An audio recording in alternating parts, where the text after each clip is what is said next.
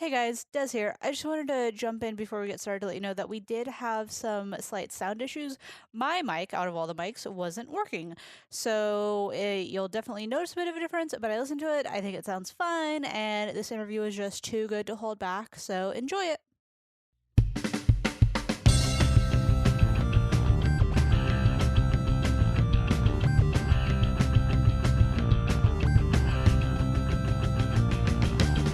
Hi, and welcome to the Sugar and Spikes podcast, a podcast for entrepreneurs, side hustlers, and anyone ready to uplevel their career in their own damn way. I'm Des. I'm a life coach for women who get that having it all sometimes means having to balance the good and the bad, the sugar and the spikes, and all the in-between. And I'm Tammy. I'm a therapist, and I'm all about helping as many people as possible to build awareness and make meaningful changes in their lives. I'm also dedicated to diversity and inclusion and increasing access to mental health care. Between the two of us, we have 4 master's degrees and thousands of hours helping people develop balance, confidence, and clarity on their terms. So let's get started.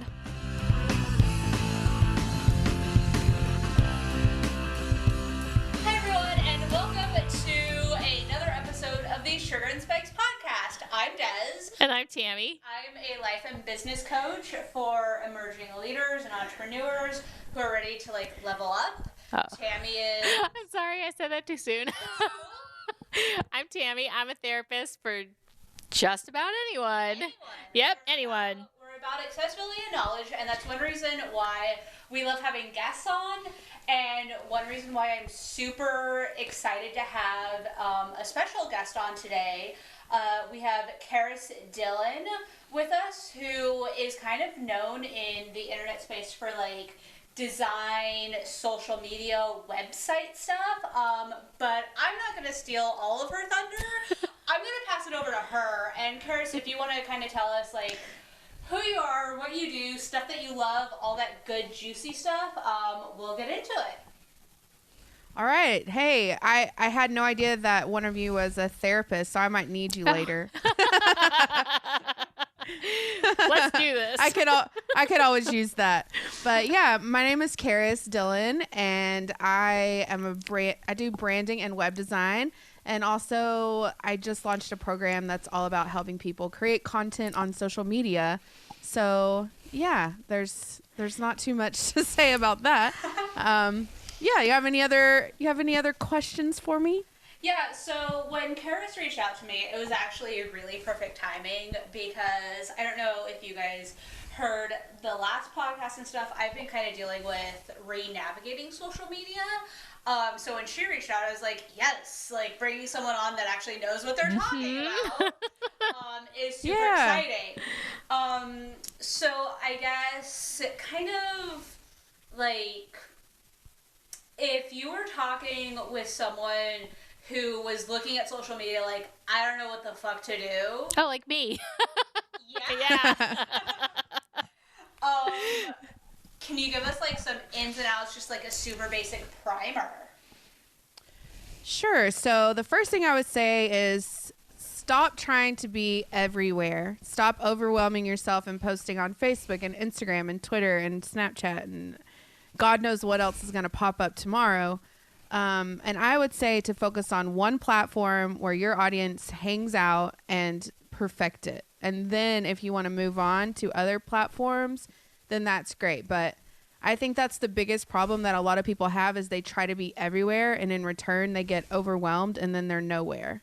So yes. that's my biggest piece of advice. Yes. Okay. So that's been my experience recently. And just as a bit of a background for folks that maybe haven't been following me for a bit, is I was using a scheduler. And schedulers are great for if you do kind of want to try your hand at being everywhere all the time. But I'm sure, as Karis can kind of tell us, is that affects the algorithm, right? Algorithms don't like automated things. Facebook's probably the most like that. I wouldn't say Twitter. I don't think it really matters. Okay. So if you're scheduling on Twitter, I think that's really the best way to be on Twitter personally. Mm-hmm. But as far as Facebook goes, the schedulers, Facebook, they say that they don't like it, but I've tried both Facebook, scheduling on Facebook and using schedulers, and I always get about the same results. Okay. So I wouldn't say that it hates it. I would just say it might not turn out as good as if you just posted it on Facebook, but there's really never been any consistency for me to show one way or the other, because Facebook's so weird anyways. Right? Okay, so, and that was the situation that I was coming across, is it seemed to be like hot and cold through the scheduler. Yeah. So I paused that, and recently I've been in the state of, well, I'm doing everything organically. And when you try to do everything organically, it feels really overwhelming.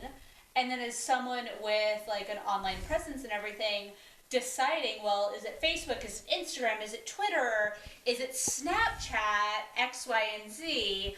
Like, if you had someone that was like standing at the beginning of their business and is like, I want to develop a voice for my brand, how would you help them kind of navigate where they focus their time? Because I feel like that's one of the biggest pieces.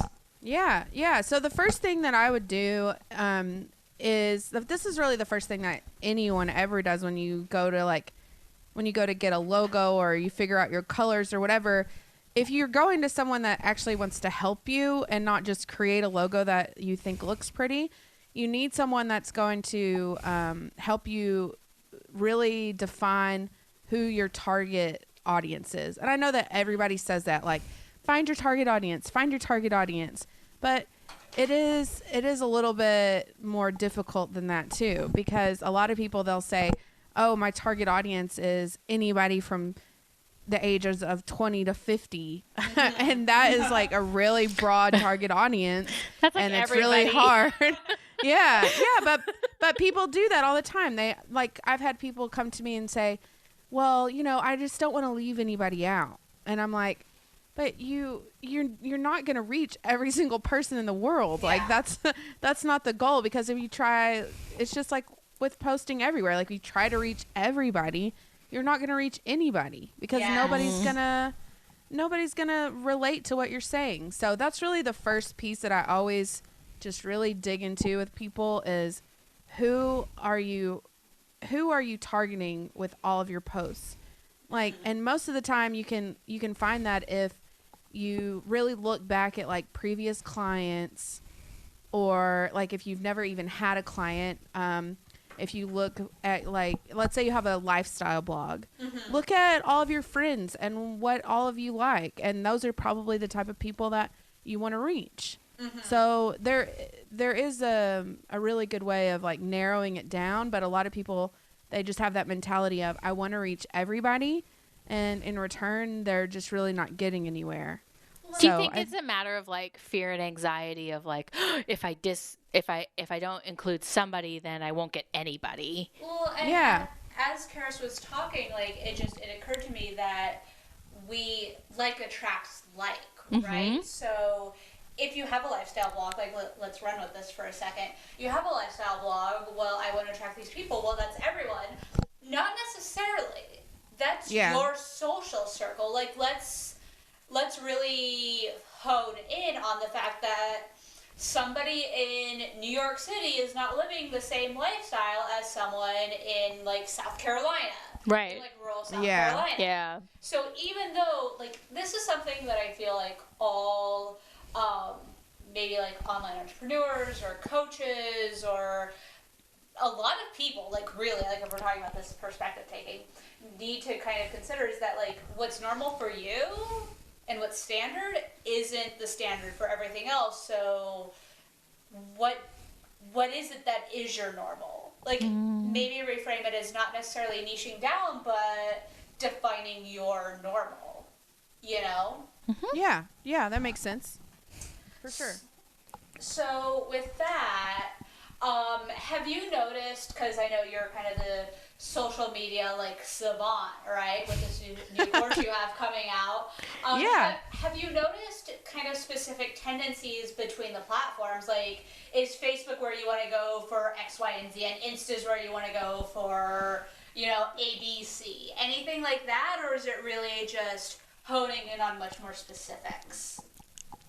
I mean, like I said, the main thing is just to choose that target audience and then figure out where they hang out. So if your target audience is is like my husband has a wrestling podcast. Most all wrestling fans hang out on Twitter. That's just where they are. All wrestlers are on Twitter. And Twitter, they have grown just from a few things that I told them to do, like retweet people, follow people, you know, just shout out some of your followers, whatever. They started this podcast like 3 or 4 months ago, and they're already to 7,000 followers because that's where their people are. And they've, I mean, yes, it's been, they've been very consistent with doing everything that I've said, but Twitter is just where those people are. And wrestling fans are just crazy. So they love everything to do with wrestling. So they're also very loyal. So it's definitely, I have no idea about anything to do with wrestling except my husband loves it. And I will say that their fans are extremely loyal and extremely loyal to people that talk about wrestling. So it's been pretty cool to see just like how their growth has happened. And in turn, it's gotten them followers on Facebook and Instagram, but that's definitely not their main focus. Their main focus is Twitter. And then if they happen to post stuff on Instagram or Facebook, then Twitter's where they let people know about it.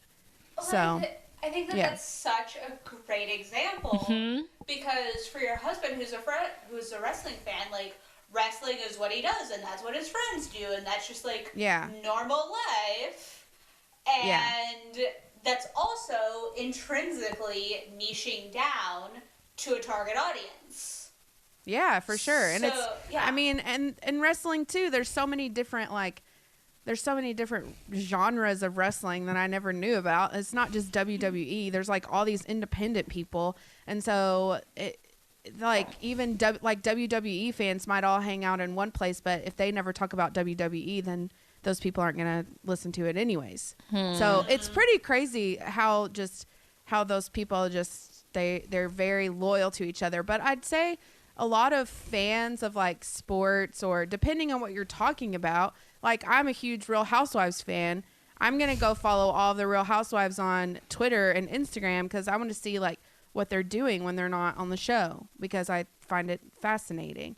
But so I'm not going to follow them on Facebook because they're not on Facebook, but they are tweeting all the time and then they are posting Instagram stories all the time. So that's where I want to go. Yeah. So you just kind of have to do your research as to who's your target client and then where do they hang out and then just post there. It seems like there's a lot more science to it than just, well, go on everything and just try your best. Yeah. I mean, it's really not. It's not as difficult as people say. I think the people that are like, you should post everywhere. You know, there are those people that say you should post 3 times a day on Instagram and 10 times a day on Twitter and all of this stuff. And I just don't think that because I've seen people grow from just using one platform consistently. So it's really all. I mean, it's all relative, right? Like everyone has their own takes on how they've grown. But if you want to grow organically, I think perfecting one platform where your audience is a good way to go. But that also seems so much more sustainable than like post on everything everywhere all the time. Yeah. One question I have is I've heard about this method where you focus on one and develop content that's like specific for one platform and then simply repurpose it. Would you say that that's more sustainable or more of like a best case scenario than just being on one? Like let's say creating content for Facebook and being on Facebook and all of that stuff and putting all of your energy and then at the end of the day being like, well, I'm going to go throw this picture up on Instagram and use this caption and call it good?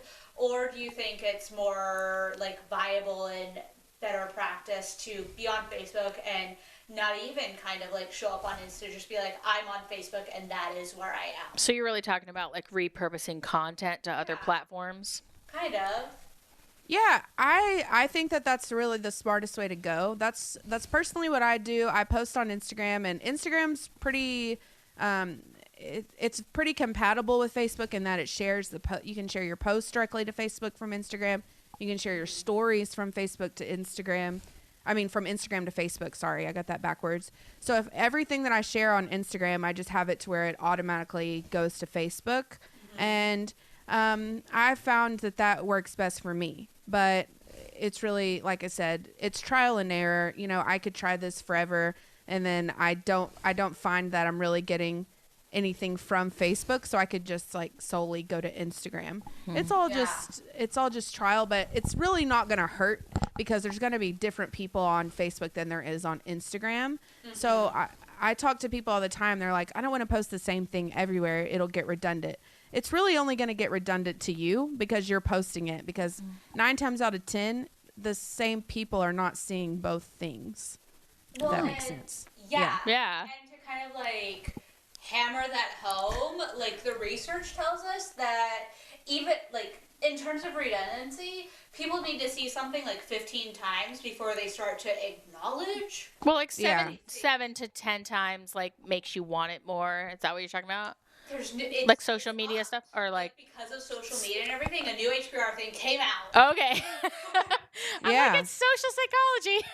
We're on the edge of science here. It's 12 to 15 times before they start to associate it like positively With you or with your brand. Like wanting it and like recognizing what it is. Like, because I can tell you, I can scroll through things and like kind of get an idea, but then it's the third time on Instagram I see someone's caption and it's like, I recognize this intro, I should probably read this. Like, it's almost like your mom telling you, clean your room, clean your room, clean your room, and then you're like, fuck, I guess I need to clean my goddamn room. Yeah, it really is. I mean, you're not wrong. So it's like the cutting edge of science. Like, that's what I'm hearing. Like, right? Like, Karis is so right. Like, it feels redundant to you. Like, I've been there. Where it feels so redundant, like, oh my god, I'm just repeating myself. But then it's on one platform, you have people being like, oh my god, I needed to hear this. You get, like, feedback from someone else on a different platform. Like, yes, it's really casting a wide net and figuring out, like, where you're getting kind of that return and interaction. And I think the thing is like, as someone who is, like, a solopreneur, entrepreneur, like a one-man band type of thing, like, if you reach one person on one platform, like a real connection, that's where the good stuff is. Like, that's when social media becomes social, which is something I think we all forget about. Yeah, I mean, that's really what my program is all about, is making social media more of a personal thing and not just, here's my product, buy from me. Because we buy a lot of stuff off of emotion. I mean, we buy, like me, I'm a huge TV fan. If something comes out from a TV show that I like, I'm probably going to buy it because I love that person. Or like, for example, if Kyle Richards, she has a show coming out from Real Housewives of Beverly Hills. She has a TV show coming out, and she's been advertising it on her Instagram stories. So probably for the premiere, I'm going to either watch it or record it and watch it right then. So it's all about, and I probably would not watch that show if it was not for her, It's not really my style, but we buy off of emotion, and we buy off of people that were like, like do you have like blue hair or purple hair, or you have like a bunch of different color hair, right? Yeah. Oh. Yeah. I'm like, whoo. Her changes and mine changes too. Mine's green. Okay. I used to have like bluish, greenish hair. I also had purple hair. So every time I see someone with that color hair, I'm always like, oh, they can be my friend. Yeah. And so it's always, and I think that's good because you're going to reach people. Since you have blue hair, you're going to reach people. If they think blue hair is cool, they're probably going to be cool. They're not going to be like stiff and preppy and not, not like you. So anyways, I think that's that we buy off of emotion, and I don't know, that it really is, it's good to connect with others instead of just pushing what you're selling to other people. It's a total side tangent, but I remember going to that benefit for the animal shelter. I'm like, all our people are here. So Tammy and I recently just like as a very small side story, within the past year we moved to the Midwest from the West Coast, which is very different. Yes, very different. And so Yeah, I noticed that. I was going to ask you about that. Yeah, we recently went to a fundraiser for animals, and suddenly it was like, oh, there are people in us here. And the way I just thought of what that from your story, because I was like, oh, they all have hair like ours. Yeah. That's funny. The Kyle piece for Real Housewives, like it's the emotion and it's the likability factor, right? Which ties into the number of times you see somebody. Because like this just went down on my Facebook earlier today, where like my personal experience was I've seen like Vanderpump Rules a few times. Like I haven't watched all of it yet, but that's a goal. So like I have this association bias with Lisa Vanderpump, and then Real Housewives comes on, and I'm like, oh, Lisa Vanderpump's on, I'll watch it because of association bias.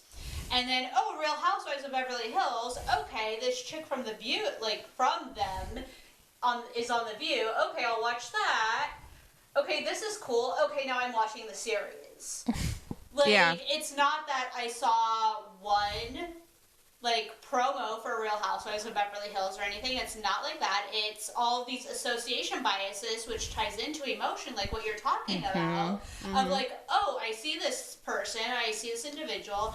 I feel good when I see this individual. I want more of that, and connecting with other pieces. Yeah, and I just thought of something. So it's like I said, I'm like a huge TV fan, and I like so many actors and actresses. And most of the time, the only reason why I go see any movies, or because I'm such a TV person, if I go see a movie, it's because like someone from a TV show is in a movie. Like Mindy Kaling is about to be in Ocean's 8, and I freaking love Mindy Kaling, so I will go see that movie. Yeah, Sandra Bullock's in it too, and they're all well and good, but I want to see Mindy Kaling because I love her. So it's like that for me. And I was talking to one of my friends, and he was like, I'm not like that. I just go see a movie if I want to see it. And it just like boggled my mind. I was like, you don't go see a movie because you like the actor? Like I just don't understand it because I'm so actor driven.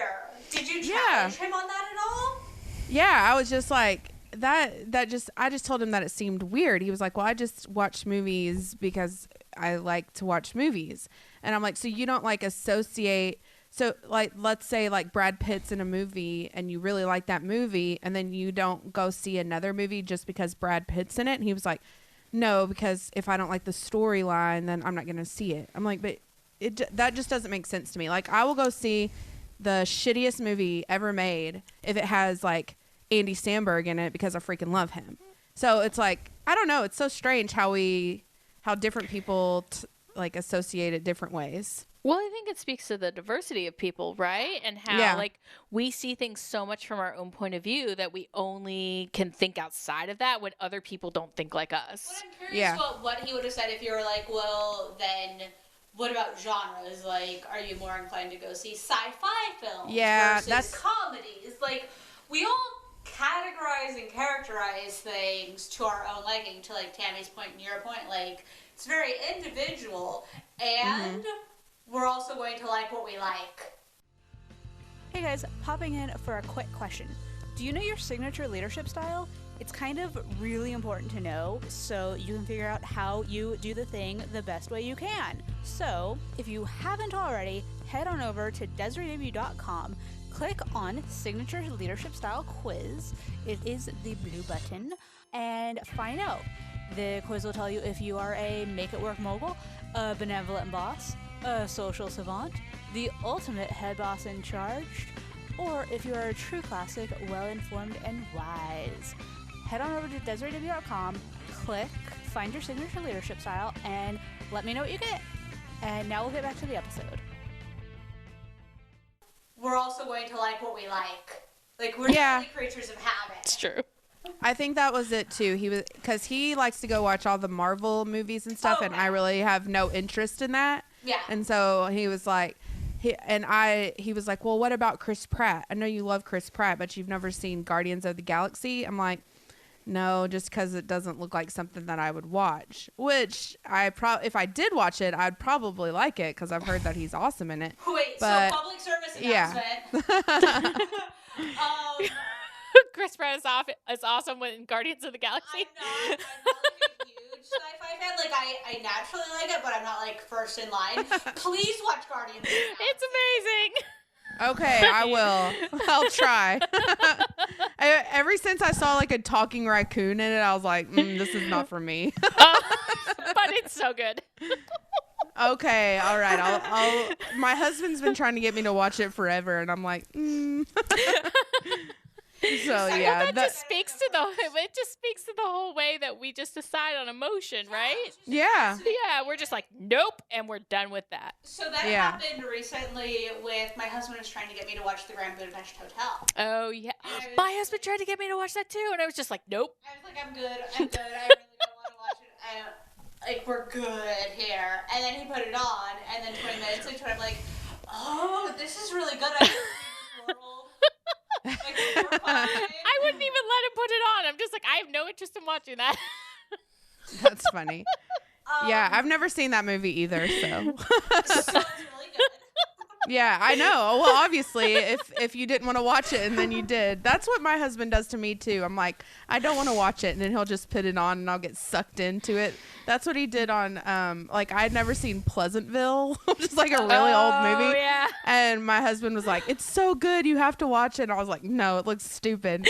And then I sat down for 5 minutes, and I like at the end I was crying, and I was like, "I hate you. This movie's so good." That just happened to me with Black Panther. I walked in and he's like, "Oh, don't you want to watch this with me?" I'm like, "Not really." And then I ended up watching the whole thing. I'm like, "Okay, I'm totally invested in this now." Yeah, I need to. He bought it as soon as it came out. That's funny. Movies aside. Yeah, I can go into. I know. Okay, so we've talked about social media a bit. You mentioned that you do other things like branding and everything. Yeah. Let's see, I'm trying to think of the best way to like phrase this question. I guess to kind of tie it in, can you speak to like how social media is an extension of branding and maybe like the fact that branding isn't what we necessarily think that it is? That's a good question. So I feel like there are a lot of misconceptions. Sure, yeah. So the reason why I even started this program in the first place was because I would sell people website, like someone would purchase a website for me and branding. So I always had it to where like if they didn't have like a logo or their colors or whatever, then in order to get me to design that stuff before I did the website, that would be an additional like package that they would purchase from me. And but then I would design their website, and literally when you I don't know if you guys design websites, but they take a long time. And you have to have a lot of content, and it takes a while because sometimes clients don't give you it in time, and then that pushes it even longer. Like it just is a long process. And so I would find that I would get to the end of this long process, and they would literally have every single thing that they needed to go out there and make their brand awesome, and post whatever they want. I mean, I gave them like all the templates they needed, everything. And then they would never post anything, and their website would just sit there. So you have people signing up but not doing the work. Yeah, I'd have because they would be like, I don't know what to do, I don't know what to post, and so I was like, well, I really need to do a program like this that is like the foundation of everything, because you don't have to have a logo and colors and fonts to make sales. That's not what it's about. So that's why I created this, because this really focuses on what your brand story is and how to reach clients, how to find the perfect client for you, and all of that stuff, instead of focusing on, okay, what kind of logo do you want? I mean, and I love doing design work. I love it so much, but I don't want my designs to just like be sent to these people and then just sit there and never get used because they aren't sure what they are supposed to do with them. So, and I was finding that a lot of people would do that. Like they'd be just starting their business, and everyone thinks when you just start a business, you need to get a logo. And really, when you just start a business, you need to figure out who your target client is. You need to figure out exactly what you're selling and your packages. To figure out what problem you're solving. Yeah, what problem you're solving, like why, and why you're even doing any of this in the first place. And so that's really what this program is for, it's that first piece. And then once we have that down, then we can focus on the logo and the pretty colors and the pretty website. Because then if you have everything, already mapped out content-wise, and you know what your messaging is, that website is going to get built in like 5 minutes. Not 5 minutes in reality, but like it's not going to take months and months. Right. Yeah. It's not going to take months and months to figure out what content we need to put in there. We're already going to know, and it's going to make the process so much faster. And also it's going to make you able to have sales before that website even launches. So that was really the whole like reasoning behind it and why I even started it. I mean, I love that. I think as someone who is a therapist, like I always think about like the why and the more deeper meaning. And it makes me think about like applying for internship. I know that Des knows what I'm talking about, but you have to have this deep consideration of why am I applying to this place? What makes this a good place for me? What makes me a good fit for it? And so everything that you're talking about with business is like, it's not just about logo, it's about everything that's underneath. And before you tackle all that underneath kind of invisible stuff that you see, you can't really have the pretty website that has the results that you want. Well, and just to like further echo that and to solidify what Karis is saying is like, so I went through both sides of that. Yeah. In terms of like my personal business, like some of you guys that have been with me for a hot minute may know that Sugar and Spikes wasn't always Sugar and Spikes. We were Action Attitude. Oh, that's right. I forgot about that. We had this amazingly designed website that took us forever, but we had no why. Like, I went to put out an offer. I went to put something out to social media, and I was like, fuck, I have no idea who I'm talking to or, like, why I'm doing this. And then there's this whole backpedal and, like, researching in terms of the reasoning and everything. And then branding suddenly became on point to the point where now, like, I needed a press kit done, and I emailed my designer. I was like, hey, I need this press kit. Everything fell into place because everything was immediately aligned, you know? So I think, any course, any piece or homework that you can do to really tap into the why and the long-standing pieces of personality that bring you into business is going to serve you tenfold than signing on a designer to just make you a logo. Oh yeah, for sure. And I think that's a common misconception though, is that they don't, once they have the logo, then they'll work on it. And I've had clients in the past where I would do all of this stuff and even extra stuff, like kind of discussing like their why and why they need, why they wanted their stuff to look that way or whatever.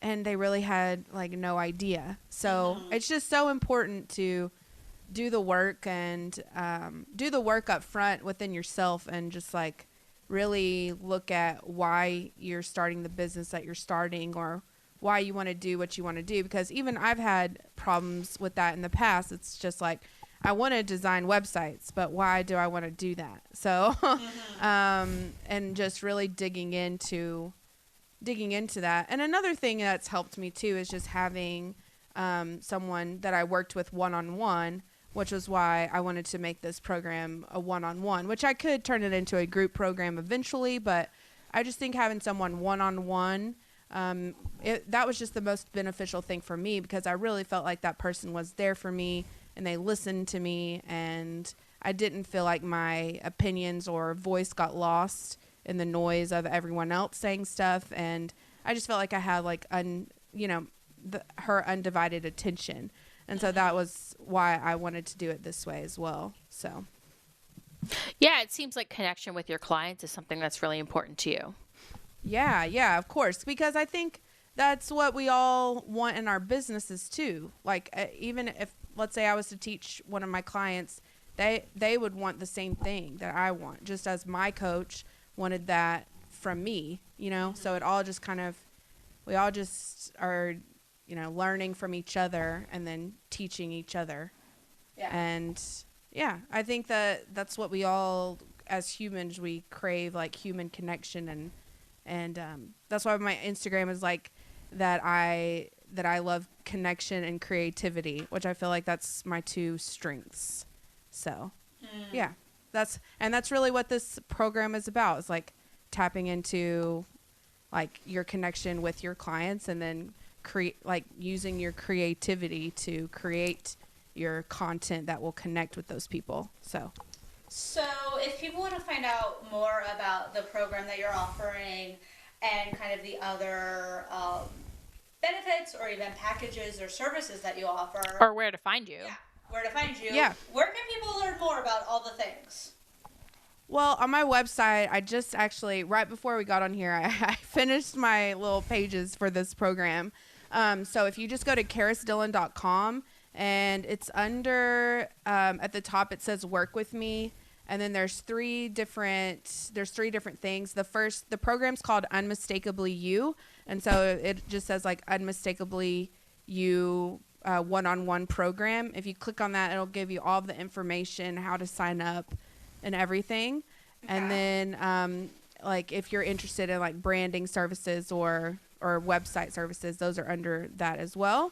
And then I'm also on Facebook and Instagram and Twitter. I probably use Instagram and Facebook the most, but I do use Twitter a little bit. That's more for my podcast that I use Twitter. So, well, tell us about your podcast. Yeah, do you want to plug your podcast? Yeah, do it. Sure. So I have two podcasts actually. I have one called The Good Pod, and it's I just interview business owners, kind of like this podcast, but we also talk about like TV shows and stuff like that, because it can't be a podcast with me if we don't talk about celebrities. Yeah. So nice. That's The Good Pod. And then my other one is called Let's Talk TV, and that one really is all about TV. And I was recapping The Real Housewives of Beverly Hills every week, but that's over.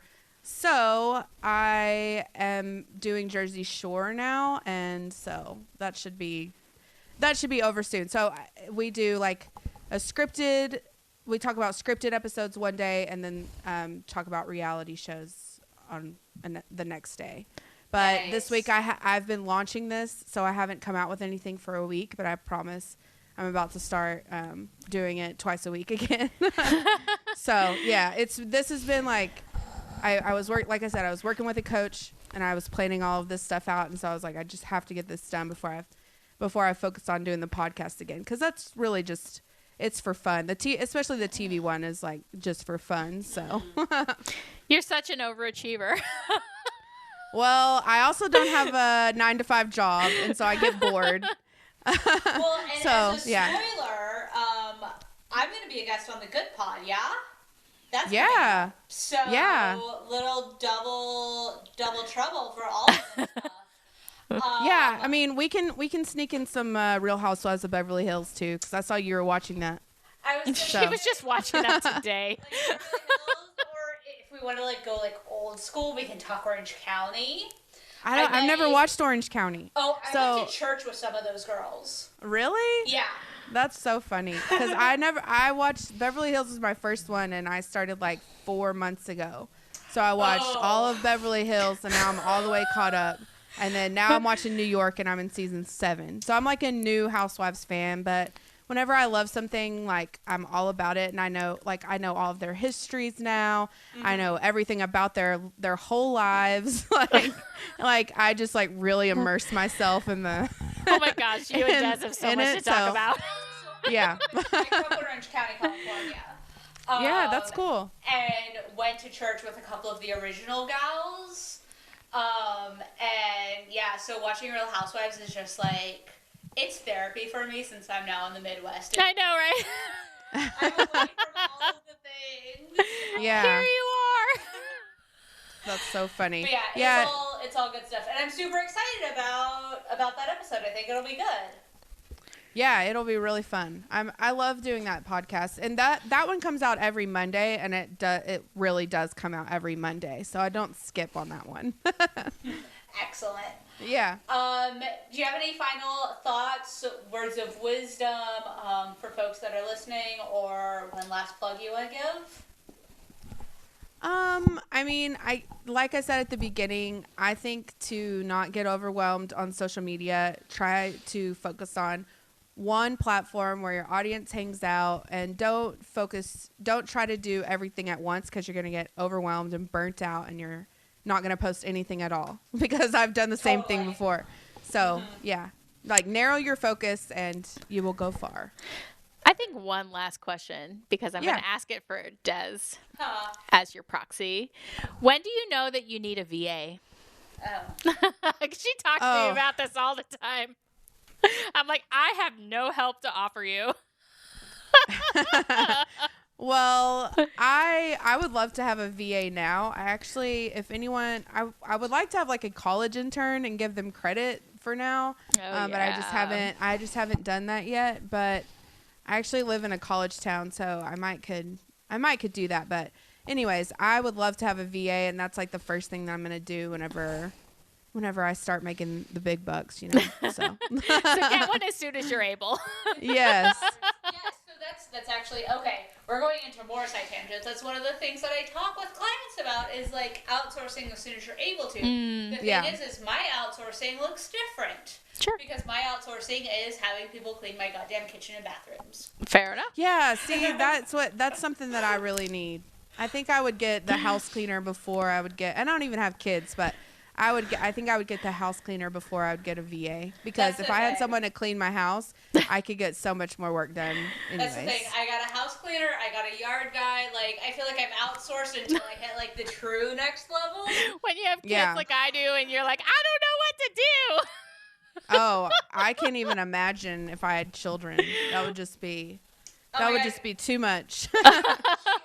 I have 3 kids. She has a full-time job, and she does all the sugar and spice stuff. Yep, I do. Oh my gosh. Well, you're a saint. Obviously, I need a VA. Yes, you should get one. What are you waiting for? It's Des. That's so funny. Okay, Paris, thank you so much for joining us. It's been an absolute pleasure. Absolutely. We'll have all the links to all of like the great stuff that she's doing in the show notes. And if you have any questions, any follow-up things, then I'll post her handles and everything in the show notes. And you can always reach out to me too. I'm Des W, Ms. MBA on just across all the social media. And we'll talk with you guys later. Bye, friends. All right, that wraps up another episode of the Sugar and Spikes podcast. Thanks so much for listening, and if you want to keep up with all of my fun day-to-day shenanigans, then go ahead and follow me across all the social media. I am at Des W Ms. MBA, so DEZWMSMBA. I'm talking Facebook, Twitter, Instagram. I'm everywhere. My Insta stories are so good. Also, if you like what we're doing, if you're kind of mediocre about what we're doing, any of that stuff, please leave a review, share it with someone. If you don't like us, but maybe you know someone that may like us, share it with them. Leave a review, comment, all that fun stuff on iTunes. And also, I would like to thank Forget the Whale for use of their song Move Along as our theme music. And if you haven't already, then go to DesireeW.com, find your legendary leadership style, and let me know what it is, because I'm dying to know. And remember to stay unavailable for fuckery.